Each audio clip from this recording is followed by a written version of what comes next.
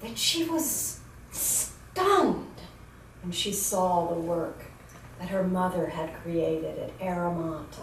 It was so beautiful. Well, that artist began to clamor for more and more expression, and she and her friends started a business where they sold antiquities and framed pictures and sold her great works of art. And life went on. Susan graduated, Jim graduated, and then they left the land of the Indians. They went back to Norfolk for a short time. And Sarah graduated and went to Old Dominion University. If I've gotten anything wrong, please do not correct me right now. And then Bill got a call to Richmond, to St. Christopher's School. And so they bought a house here in Richmond. And by this time, Emmylou's mother was quite old and frail, and she needed care. And so she moved in with them. Now, in fairy tales, generally when people marry, they live happily ever after together. But such was not the case in this story. And so Bill and Emmylou parted ways. But Emmylou, like a phoenix, rose. Like the artist that she is. That artist could not be destroyed. And so she began to create even more. And not only that, as many of you have shared, she began to share her gift of art, not only as an artist herself, but as a teacher. For there are many who are artists, but not every artist can teach. Not every artist has the heart to encourage and to bring out, to draw out that creative spirit from others. And so as you went around the circle, I heard you talk about all the journeys that you went on to different places, to Provence and to Northern Virginia.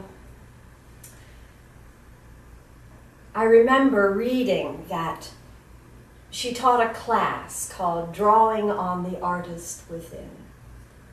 What a lovely title, and what a beautiful idea. And then there was, as time went on, there was another trip that I read about, a rather ill-fated journey out west with her daughter, Sarah, and her 3 granddaughters.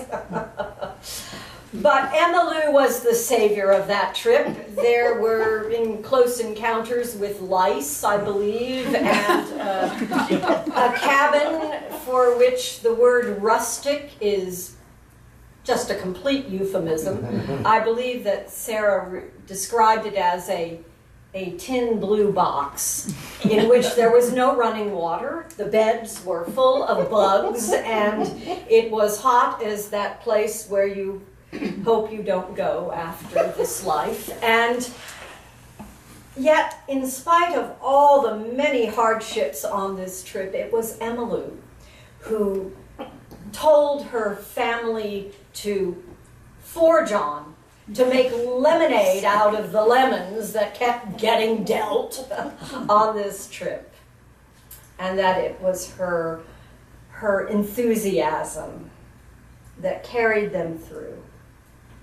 As Sarah wrote, I'm so glad that she was the first person I thought to ask to go on that trip.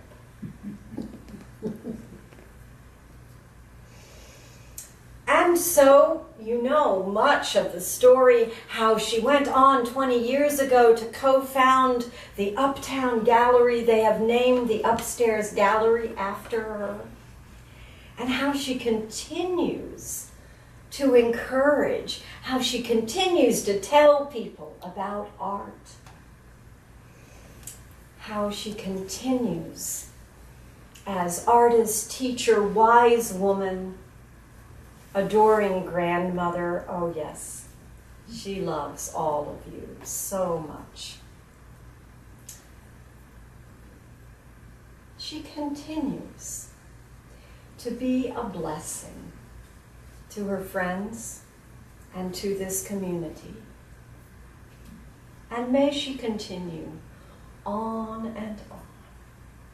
And that, my friends, is no fairy tale.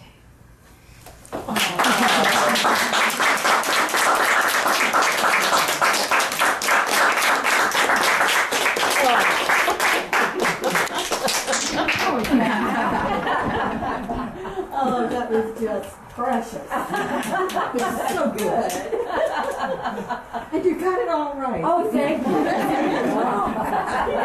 Well, I'm studying it for days. you exaggerated a little bit. Well, of here. course. I am a storyteller.